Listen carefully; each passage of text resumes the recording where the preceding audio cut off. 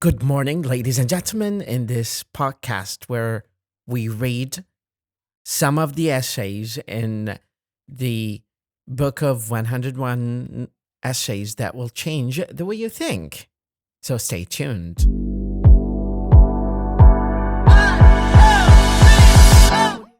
Welcome back.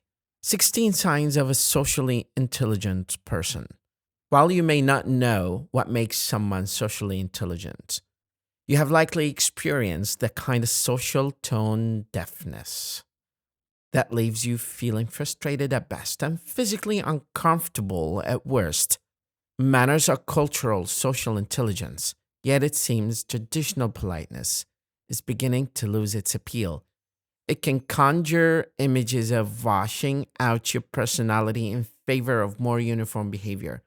While we want to be able to engage with people in a mutually comfortable way, we shouldn't have to sacrifice genuine expressions in favor of a polite nod or gracious smile. The two are not mutually exclusive.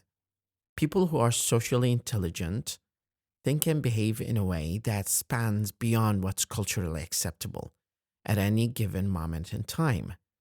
They function in such a way that they are able to communicate with others and leave them feeling at ease without sacrificing who they are and what they want to say. Of course, is the basis of connection, the thing on which our brains are wired to desire and on which we personally thrive. Here, the core traits of someone who is socially intelligent. They do not try to elicit a strong emotional response from anyone they are holding a conversation with. They don't communicate in such a way that aggrandizes their accomplishments to incite a response of awe or exaggerate their hardships to incite a response of sympathy. This usually occurs when the topic in question is not actually deserving of such a strong response, and therefore makes others uncomfortable because they feel pressured to fake an emotional reaction. They do not speak in definitives about people, politics, or ideas. The fast way to sound unintelligent is to say the idea is wrong. The idea may be wrong for you, but it exists because it is right to someone else. Intelligent people say, I don't personally understand this idea or agree with it. To speak definitively about any person or idea is to be blind to the multitude of perspectives that exist on it. It is the definition of closed-minded and short-sightedness. 3.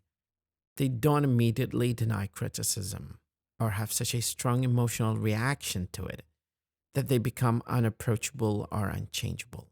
Some of the most difficult people to be in relationships with are those who are so threatened by even the slightest suggestion that their behavior is hurtful that they actually end up getting angry at the person suggesting it, reinforcing the problem altogether. Socially intelligent people listen to criticism before they respond to it. And an immediate emotional response without thoughtful consideration is just defensiveness. 4. They do not confuse their opinion of someone for being a fact about them. Socially intelligent people do not say he is a prick as though it is fact. Instead, they say, I had a negative experience with him where I felt very uncomfortable. 5. They never overgeneralize other people through their behaviors. They don't use you always or you never to illustrate a point. Likewise, they root their arguments in statements that begin with I feel as opposed to you are. They do this because choosing language that feels unthreatening to someone is the best way to get them to open up to the perspective and actually create the dialogue that will lead to the change you desire. 6. They speak with a precision. They say what they intend to say without skirting around the issue. They speak calmly, simply, concisely, and mindfully. They focus on communicating something, not just receiving a response from others. They know how to practice healthy dissociation. In other words, they know that the world does not revolve around them.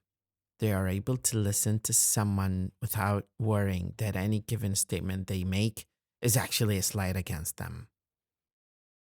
They are able to dissociate. They are able to dissociate from their own projections and at least try to understand another person's perspective without assuming it has everything to do with their own. 8. They do not try to inform people of their ignorance. When you accuse someone of being wrong, you close them off to considering another perspective by heightening their defenses. If you first validate their stance, that's interesting. I never thought of it that way. And then present your own opinion. Something I recently learned is this. And then let them know that they still hold their own power in the conversation by asking their opinion. What do you think about that? You open them up to engaging in a conversation where both of you can learn rather than just defend. 9. They validate other people's feelings. To validate someone else's feelings is to accept that they feel the way they do without trying to use logic to dismiss or deny or change their minds. For example, I'm sad today. Well, you shouldn't be. Your life is great. The main misunderstanding here is that validating feelings is not the same thing as validating ideas. There are many ideas that do not need or deserve to be validated, but everyone's feelings deserve to be seen and acknowledged and respected.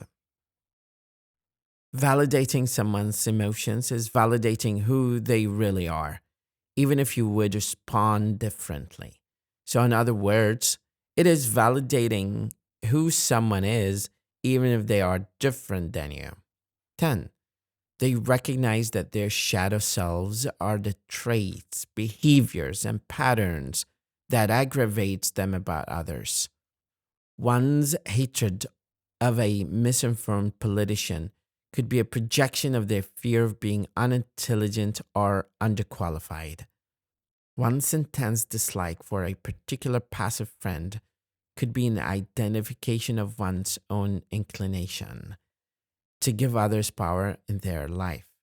It is not always an obvious connection, but when there's a strong emotional response involved, it's always there. If you genuinely disliked someone, you would simply disengage with it. They do not argue with people who only want to win, not learn. You can identify that this is the case when people start pulling for arguments or resorting to shoddy logic, only to seem as though they have an upper hand. Socially intelligent people know that not everybody wants to communicate, learn, grow, or connect, and so they do not try to force them. They listen to hear, not respond. Again, 12. They listen to hear, not respond. While listening to other people speak, they focus on what is being said, not how they are going to respond. This is also known as the meta practice of holding space. They do not post anything online they would be embarrassed to show to a parent, explain to a child, or have an employer find. Aside from the fact that at some point or another, one, if not all, of those things will come to pass, posting anything that you're not confident to support means you are not being genuine to yourself.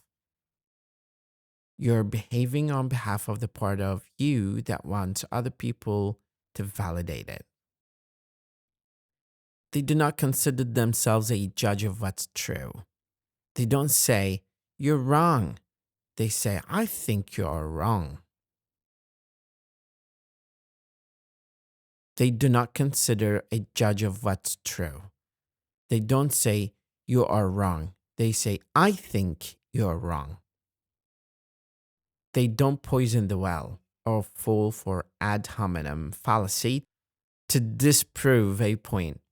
Poisoning the well is when someone attacks the character of a person so as to shift the attention away from the possibly very valid point being made. For example, if a person who eats 3 candy bars a day says, "I don't think kids it's healthy for children to eat too much candy each day," a socially intelligent person wouldn't respond, "Who are you to say?"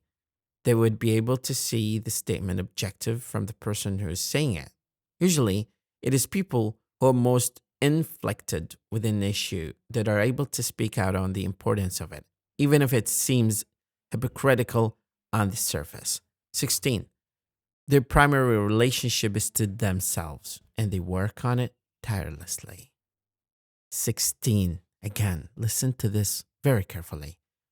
Their primary relationship is to themselves, and they work on it tirelessly. The main thing socially intelligent people understand is that your relationship to everyone else is an extension of your relationship to yourself. On this point, I'd like to thank you so much for listening to this podcast on the 16 characters of socially intelligent people. Thank you very much.